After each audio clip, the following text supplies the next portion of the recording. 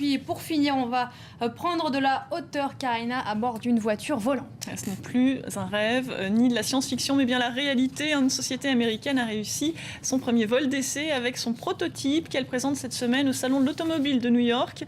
Forte de ce premier succès, elle espère désormais la commercialiser avant la fin de l'année. Le reportage de nos confrères de l'AFP. Vitesse de pointe, 130 km/h.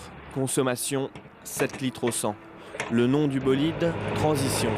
Et pour cause, cette petite voiture rapide et économique se transforme en moins d'une minute en un jet privé.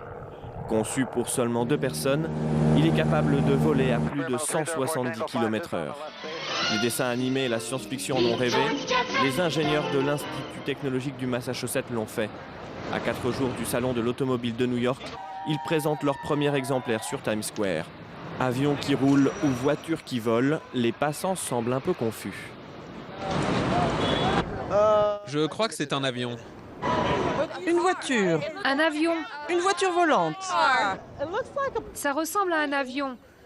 Mais je pense que ça pourrait être les deux. Un avion et une voiture. Le concepteur, lui, a la réponse.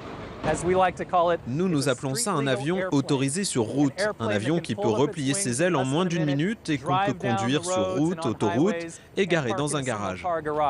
Comme n'importe quel avion, il faut tout de même un brevet de pilote et 20 heures de pratique pour s'envoler sur les routes. Ça, ce sont les commandes de vol, le manche, le gouvernail. Ici, le volant pour conduire. Il y a un accélérateur et une pédale de frein, un accélérateur de vol et un embrayage avec position avant, neutre, marche arrière et hélice. Malgré un coût de 210 000 €, une centaine d'acheteurs sont déjà sur liste d'attente. La voiture du futur devrait atterrir sur les routes d'ici 1 an.